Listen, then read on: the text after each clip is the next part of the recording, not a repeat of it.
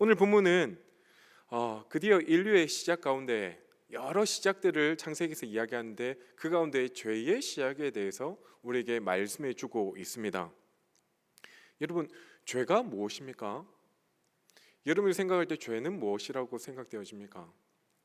죄는 원어적으로 따져보면 관역에서 벗어났다라는 게 죄입니다. 하나님이 정하신 법이 있었습니다.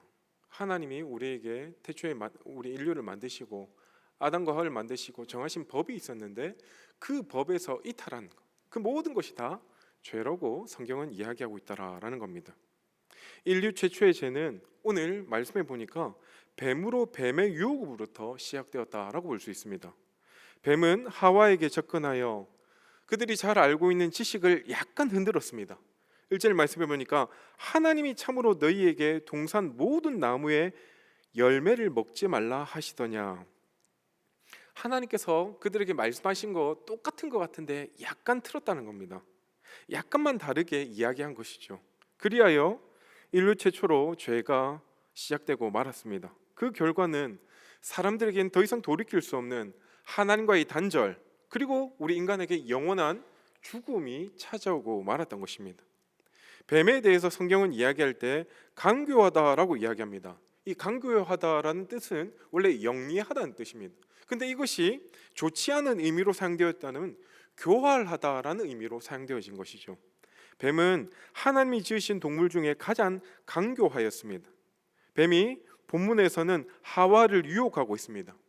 뱀은 굉장히 영특하게 창조되었으나 그 지혜를 그만 사악하게 사용하고 말았던 것이죠. 많은 신학자들이 이 뱀이 사단의 하수의 역할을 했기 때문이다. 뱀이 사단의 하수의 역할을 했기 때문에 그렇게 뱀도 유혹에 넘어가고 말아서 사단의 하수의 역할을 했다라고 이야기합니다. 이처럼 우리가 누구랑 함께 맞서서 일을 하느냐가 참으로 중요합니다. 근데 더 흥미로운 것은 뱀이 사람과 같이 말을 했다라는 것이죠. 인간의 언어는 사람만이 사용할 수 있는 고유 기능인데 사단이 이를 이용해 뱀의 입을 열어서 하와와 소통했다라는 것입니다. 결국은 뱀은 사단의 도구로 사용되어졌다라고 볼 수가 있는 것이죠. 뱀은 우선 여자에게 다가와 안심을 주었습니다. 먹어도 너희가 결코 죽지 않을 것이다. 이 결코라는 것은 반드시와 동일한 말로 변하지 않는 사실을 말할 때 쓰이는 것입니다. 너희가 결코 죽지 않는다. 반드시 너희가 죽지 않을 것이다. 너희가 죽지 않으니까 염려하지 마라는 의미겠죠. 분명히 뱀도 하나님처럼 강조법을 사용해서 하와를 안심시켰습니다. 그러니까 다시 말하면 뱀의 말은 너희가 그것을 먹어도 절대로 죽지 않으니까 안심하고 먹어도 돼 라는 이야기를 뱀이 하와에게 하였습니다.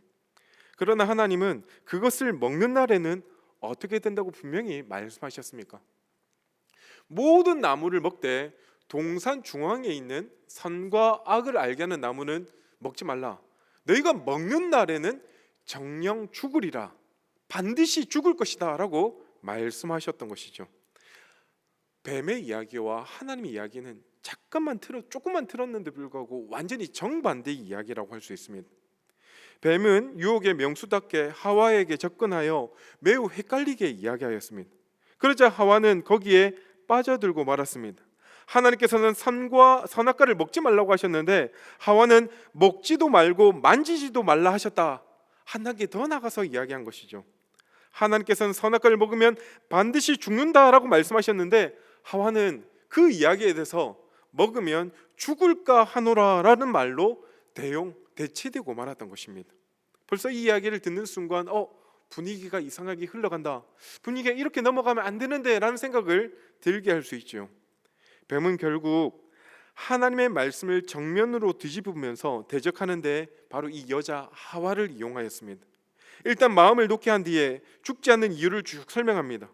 그것을 너희가 먹으면 너희의 눈이 열려서 선과 악을 아시는 하나님처럼 될 것이다. 그렇기 때문에 너희 보고 먹지 말라고 했다라고 이야기한 것입니다. 분명히 이 이야기는 거짓말이었습니다. 설사 사람이 선과 악을 안다 할지라도 우리가 누구처럼 되면 안 되는 것입니까? 누구처럼 될 수가 없는 것입니까? 바로 하나님처럼 우리가 결코 될 수가 없는 것이죠.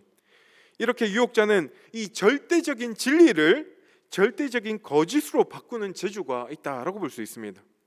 뱀은 하나님처럼 될 수 있다고 여자를 부추김으로 창조주와 피조물의 관계를 완전히 분리시키는 작업을 그가 지금 하고 있었던 것이죠. 그 결과 어떻게 되었습니까? 6절에 그 이야기를, 뱀의 이야기를 듣고 여자가 다시금 나무를 바라보았습니다. 6절의 말씀에 보니까 여자가 그 나무를 본즉 먹음직도 하고 보암직도 하고 지혜롭게 할 만큼 탐스럽기도 한 나무인지라. 뱀의 유혹을 받고 다시금 선과 악을 알게 하는 나무를 딱 보니까 그 나무가 보암직도 하고 먹음직도 하고 탐스럽게 할 만큼 자기 보기에 너무나도 먹고 싶은 충동이 들었다라는 것이죠.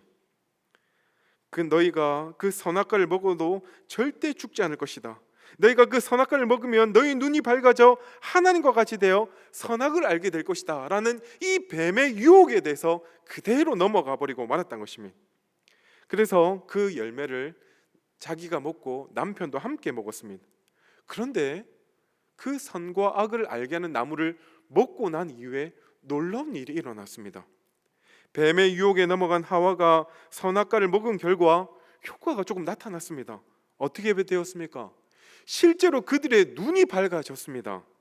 하지만 여기서의 그 뜻은 그들의 시력이 좋아졌다라는 것이 아니라 새로운 혹은 봐서는 안 될 것을 그들이 보게 되었다라고 볼 수 있죠. 그래서 7절에 보니까 이에 그들의 눈이 밝아져 자기들이 벗은 줄을 알고 무화과 나무 잎을 엮어 치마로 삼았더라. 그들이 본 것이 무엇입니까? 자신들이 벗었다라는 겁니다. 눈이 밝아져서 하나님과 같이 된 것이 아니라 그들의 눈이 밝아져 오히려 그들 가운데 수치심만 들게 되었다라는 것입니다. 그 이전에 창세기 2장 마지막 절을 보면 하나님이 그의 아내 두 사람이 벌거벗었으나 부끄럽지 아니하였다라고 이야기하였는데, 오늘 선과 악을 알게 하는 나무를 먹었고 그 이후에 그들이 벌거벗음을 부끄럽게 여겨서 무화과 나무 잎을 엮어서 치마로 만들었다라고 이야기하고 있는 것이죠. 그렇다면 정말 하나님이 틀리고 뱀이 맞았습니까? 물론 그렇지 않습니다. 창세기 5장 말씀을 보면 아담의 족보가 나오고 죽는 사람들의 명단이 쭉 나옵니다. 결국 이 사건 이후에 인간은 생명의 근원이신 하나님과의 관계가 완전히 단절되었고 하나님과 멀어져 죄와 사망으로 이제는 앞으로는 계속해서 죽을 수밖에 없는 존재가 되어버리고 말았다라고 볼 수 있죠. 원래 하나님께서 아담과 하와를 부르시면 이들은 즐거운 마음으로 하나님께 나와 하나님과 아름다운 교제를 누렸던 사람들이었습니다. 그런데 이렇게 죄를 범하고 나자 아담과 하와는 하나님을 피하게 되었습니다. 하나님을 피해 숨어버리게 된 것이죠. 이 말이 무슨 뜻입니까? 하나님과의 관계가 완전히 단절되어 버리고 말았다라고 볼 수 있습니다. 하나님은 그날 바람 불 때 그들을 찾아오셨습니다. 그날 나타나셨다는 의미는 깊습니다. 그날은 어느 정도 시간이 지나 아담과 하와가 자신들의 잘못을 뉘우치기 알맞은 시간, 그날 바람이 불 때 하나님이 찾아오셨다는 것은 그들이 선과 악을 알게 하는 나무의 열매를 먹고 어느 정도 시간이 지나서 그들이 우리가 하나님 앞에 잘못했구나 회개할 수 있는 시간을 그들 가운데 허락하였다라는 의미라고 볼 수 있죠. 비록 그들은 범죄하였지만 하나님은 그들을 포기할 수 없었기 때문에 먼저 하나님께서 그들 가운데 찾아가셨습니다. 하지만 그들은 핑계대기에 바빴습니다. 12절 보니까 아담이 이르되 하나님이 주셔서 나와 함께 하신 여자 그가 그 나무의 열매를 내게 주므로 내게 먹었나이다. 지금 아담이 어떤 핑계를 대고 있습니까? 하와를 이야기하기 전에 하나님이 나에게 주셔서, 하나님이 나에게 주신 여자 때문에 내가 그 열매를 먹을 수밖에 없었다. 이것은 하와뿐만 아니라 하나님에게도 그 책임이 있습니다. 만약에 하나님이 나에게 하와를 주시지 않았다면 나는 절대 그 열매를 먹지 않았을 것입니다 라는 의미가 그 속에 담겨 있었다라고 볼 수 있습니다. 죄의 원인, 범죄의 원인을 하나님까지도 지금 아담이 포함하고 있는 것이죠. 그는 아내로 나에게 주셨기 때문에 오히려 그것 때문에 원망하고 부부가 한 몸이라는 것을 저버리는 무책임한 말을 하나님께 지금 올려드리고 있는 것입니다. 또한 하와는 어떻습니까? 13절을 보니까 여호와 하나님이 여자에게 이르시되 내가 어찌하여 이렇게 하였느냐. 여자가 이르되 뱀이 나를 꿰물어 내가 먹었나이다. 뱀이 자신을 꿰었다라고 이야기합니다. 뱀이 자신을 깨웠기 때문에 내가 어쩔 수 없이 이렇게 먹었다고 합니다. 이 말은 하와 자신도 그 행위가 떳떳하지 못했음에 대해서 알고 있었다는 말입니다. 그 행위가 뱀 때문이라고 그도 다른 사람에게 그것을 오히려 책임을 떠넘기고 있습니다. 하와도 마찬가지로 책임 전가에 급급해였다라고 볼 수 있죠. 그들은 끝내 범죄 사실을 시인하지 않았습니다. 그들은 하나님이 일부러 그들을 찾아오셔서 회개할 기회를 주셨음에도 불구하고 그 기회를 놓치고 말았다라고 볼 수 있습니다. 뱀은 먼저 하와에게 접근하였습니다. 만약에 한번 생각해 보았습니다. 하와에게 뱀이 다가가지 않고 아담에게 먼저 다가가서 이 이야기를 했으면 어떻게 되었을까? 이러면 어떻게 되었을까요? 하와를 유혹하지 않고 만약에 뱀이 아담에게 유혹했다라고 하면 과연 결과가 어떻게 되었을까요? 아마 우리가 모르긴 몰라도 한 가지 확실한 것은 아담도 그 유혹에 결국은 넘어갔을 것이다 라는 것입니다. 왜냐하면 이 뱀의 강교함이 아담이라고 통하지 않았을 리가 없기 때문이죠. 둘 중 하와를 먼저 선택한 것을 보면 그 강교함이 얼마나 사악했는지를 우리가 잘 알 수 있기 때문입니다. 다만 아담이 하와보다는 유혹하는데 조금 힘들었을 것입니다. 왜냐하면 하나님의 명령을 하와가 아닌 아담은 직접적으로 들었기 때문입니다. 선악과 금지 명령의 현장에 안타깝게도 하와는 없었기 때문입니다. 그녀는 그 이후에 창조되었다는 것을 우리가 잘 알 수 있습니다. 그 점을 뱀이 놓치지 않고 두 사람 가운데에 하와에게 먼저 다가갔다라고 볼 수 있습니다. 하나님의 말씀을 순종하는 것도 참 중요하지만 그 말씀을 주신 거에 대해서 우리가 어떻게 잘 이해하는가, 이것도 참 중요하다라고 여겨집니다. 말씀을 직접 우리가 들은 것도 참 중요하지만 그 들은 말씀을 우리가 어떻게 이해하고 내 삶에 적용하는 것도 너무나도 중요하다라고 볼 수 있는 것이죠. 하와는 아담에게서 선악과에 대해서 들었기 때문에 그 명령에 대해서 확신할 수가 없었습니다. 그래서 3절에 보면 동산 중앙에 있는 나무의 열매는 하나님의 말씀에 너희는 먹지도 말고 만지지도 말라 너희가 죽을까 하노라. 반드시 죽는다가 아니라 죽을까 하노라 라고 그가 확신에 찬 이야기를 하지 못했다라는 거 볼 수 있습니다. 하나님은 결코 그들에게 그렇게 이야기하지 않았습니다. 그것을 먹는 날에는 반드시 죽을 것이다, 반드시 죽는다라고 말씀하셨습니다. 말씀을 들었으나 한 단계 거쳐 들었던 결과라고 볼 수 있죠. 그런데 그 의미가 전혀 다르게 다가와 그녀에게 들렸다라고 볼 수 있습니다. 그로 인해 뱀의 유혹에 안타깝지만 넘어가고 말았습니다. 선악과를 먹은 아담과 하와는 어떻게 되었습니까? 결국은 이 땅에 죄가 시작되었습니다.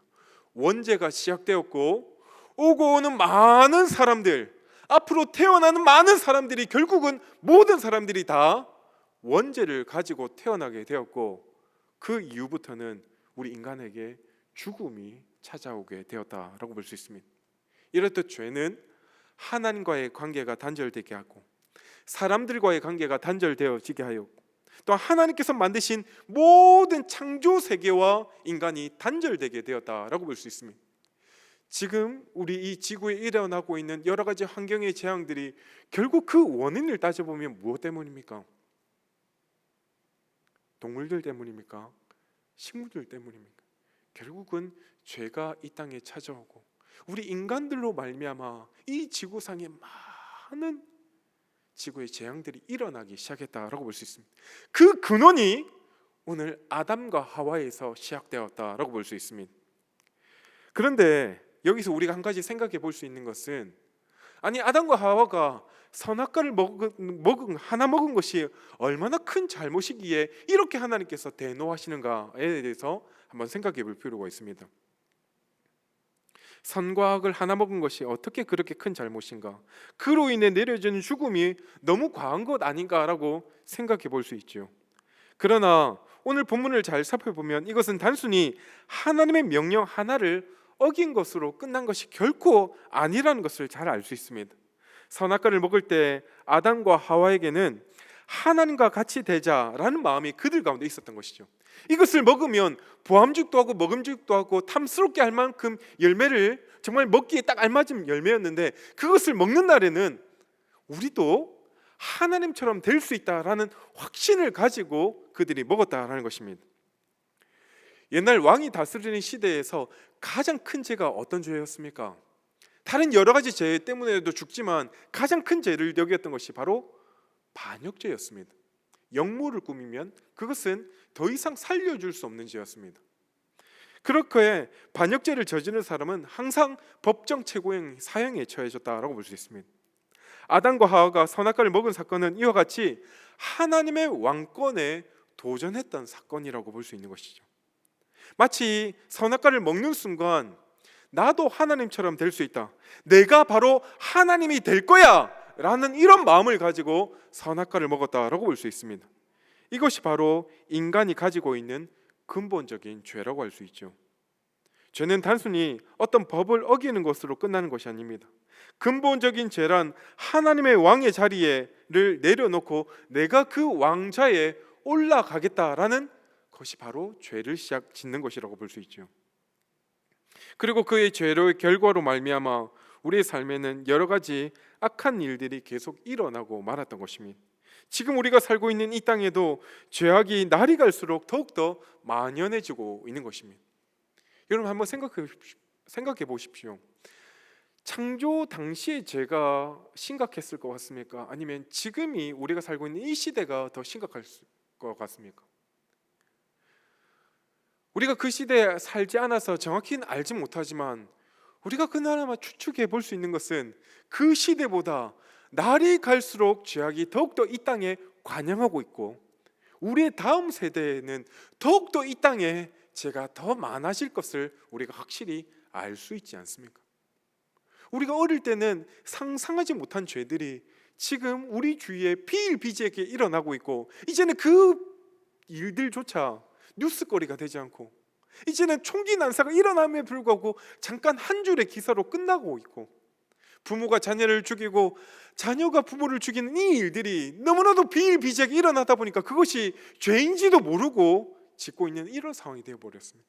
어쩌면 우리의 다음 세대들 이거보다 더 끔찍한 일들이 일어날 거라고 우리가 짐작해 볼 수 있지 않습니까?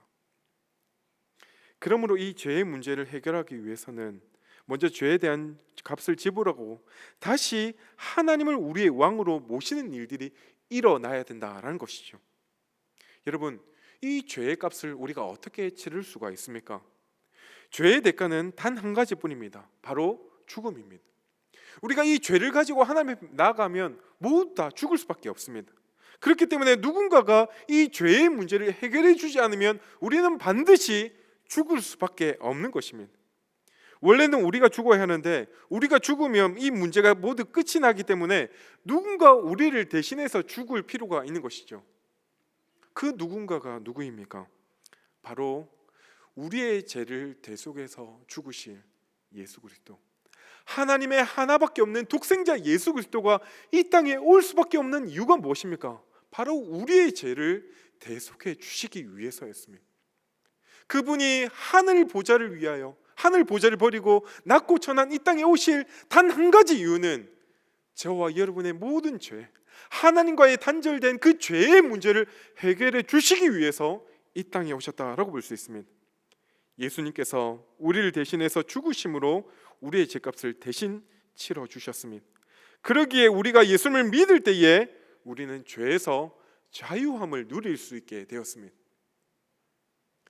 창세기 3장에서 죄가 시작되었지만 바로 그 죄가 하나님과 인간 사이의 관계가 완전히 단절되어졌지만 예수님께서 이 땅에 오셔서 공생의 시간을 지나고 십자가에 달려 돌아가심으로 말미암아 과거에 그리고 현재에 앞으로 미래에 오고 오는 예수 믿는 모든 사람들의 죄의 문제를 단번에 해결해 주신 것입니다. 예수님을 믿는다라는 것은 마치 불치병 환자가 의사를 믿는 것과 같습니다. 완전히 전적으로 의지한다라는 뜻이겠지요. 우리가 예수님을 믿는다라는 것은 우리의 죄와 삶의 문제를 우리 스스로의 힘으로는 도저히 해결할 수 없기 때문에 나의 모든 죄의 문제를 예수님께 내어놓고 예수님께서 내 죄값을 대신하여 죽으심으로 내 죄가 완전히 해결되었음을 내가 믿는 것을, 내가 예수님을 믿습니다라는 고백으로 나아갈 수 있는 것입니다. 이렇게 예수님을 믿을 때에 하나님께서는 우리를 도우셔서 우리의 죄와 어둠에서 우리를 건져주시고 하나님의 나라로 영원히 인도해 가신다라는 것입니다. 죄로부터 완전히 해방된 우리가 또다시 죄를 짓지 않도록 예수님은 단번에 십자가에 죽으심으로 내가 너희를 위해 죽었으니 이제는 너희를 위해 사는 자가 아니라 나를 위해 사는 자가 되어라 라고 우리에게 말씀해 주셨습니다. 십자가의 죽으심은 이제는 내가 내 삶의 주인이 내가 아니라 하나님께서 내 삶의 주인이고, 창세기 3장이 시작된 이 죄의 시작, 내가 하나님처럼 되겠다라는 이것이 예수님을 통해서 이제는 내 삶의 주인이 내가 아닌 하나님입니다 라는 믿음의 고백으로 바뀌어져야 한다는 것이죠. 사랑하는 성도 여러분, 죄는 참으로 무서운 것입니다. 앞으로도 우리를 계속해서 유혹할 것이고 우리 가정과 우리 교회 가운데 계속해서 유혹을 통해서 우리로 하여금 죄를 짓게 만들 것입니다. 그러나 그 모든 죄의 문제를 해결할 수 있는 단 한 가지가 있습니다. 우리가 예수님께 나아와 철저히 그분만을 의지하는 것입니다. 우리의 모든 문제를 우리 스스로 해결하는 것이 아니라 하나님께서 우리의 문제를 해결해 주심을 믿고 그분 앞에 자복하며 나아갈 때에 하나님께서 오늘 우리에게 일어나는 모든 문제들, 모든 사건과 상황과 환경의 문제들을 주님 안에서 하나하나 선하게 해결하여 주실 거라 확신합니다. 사랑하는 성도 여러분, 죄는 우리 가운데 더 이상 용납할 수가 없습니다. 그러나 계속해서 사단은 우리를 공격하고 우리의 가정을 공격하고 우리 교회를 공격하여 무너뜨리려고 할 것입니다. 너희가 하나님처럼 될 수 있다고 계속해서 우리를 유혹할 것입니다. 그러나 그 상황 가운데에 하나님께서 이 모든 것들을 해결하여 주실 것들을 믿으며 하나님 도와주십시오.